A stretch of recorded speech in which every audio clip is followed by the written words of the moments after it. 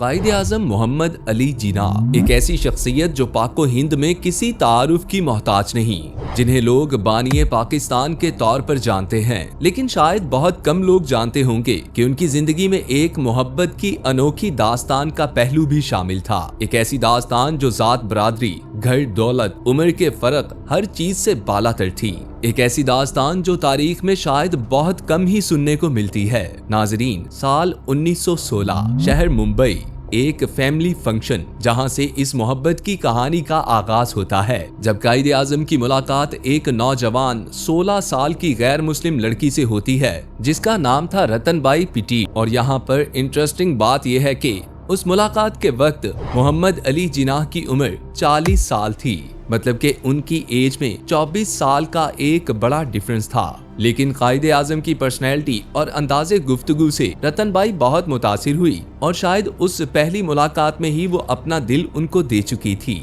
रतनबाई का short name रुति था और उसका ताल्लुक मुंबई की एक अच्छी खासी मालदार पारसी फैमिली से था जिनका ट्रेडिंग और इंडस्ट्रियल बिजनेस था और उनकी मुंबई हाई सोसाइटी सर्कल में बहुत रिस्पेक्ट थी। दूसरी तरफ मोहम्मद अली जिन्ना का शुमार भी उस वक्त के कामयाब लॉयर्स में होता था और मुंबई के मालदार लोग उनके क्लाइंट थे। इसके अलावा पॉलिटिकल फील्ड में भी उनकी अच्छी खासी पोजीशन थी। उस दौर में कायदे आजम का सोशल स्टेटस बहुत हाई था। उन्हें अक्सर सोशल इवेंट और मुख्तलिफ फैमिली गैदरिंग में इन्वाइट किया जाता था और इस तरह एक फंक्शन में मोहम्मद अली जिन्ना की मुलाकात रतनबाई उर्फ रुति से हुई। रुति एक आजाद ख्याल और मॉडर्न स्टाइल लड़की थी। पहली मुलाकात में मोहम्मद अली जिन्ना और रुति के दरमियान थोड़ी सी बातचीत हुई और दोनों ने एक दूसरे की तरफ दोस्ती का हाथ बढ़ाया। उसके बाद दोनों में मेल मुलाकात का सिलसिला शुरू हो गया। चूँकि मोहम्मद अली जिन्ना एक बहुत मसरूफ शख्सियत थे, इसलिए दोनों की मुलाकात सिर्फ सोशल इवेंट्स वगैरह में ही होती और हर बार की तरह रुति उनके डिसिप्लिन, सोच, तफक्कुर से बहुत मुतासिर होती। दूसरी तरफ मोहम्मद अली जिन्ना भी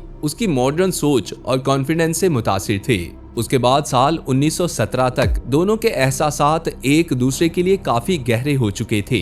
उसके बाद शुरू होता है रुति की मोहब्बत का इम्तिहान, जब उसके घर वालों को लगता है कि उनकी बेटी मोहम्मद अली जिन्ना में कुछ ज्यादा ही इंटरेस्ट ले रही है। फिर वो उसे आहिस्ता आहिस्ता समझाना शुरू कर देते हैं। लेकिन एक दिन अचानक रुति अपनी फैमिली के सामने मोहम्मद अली जिन्ना से शादी की पेशकश रख देती है, जिसे सुनकर उनके हवास बाख्ता हो जाते हैं।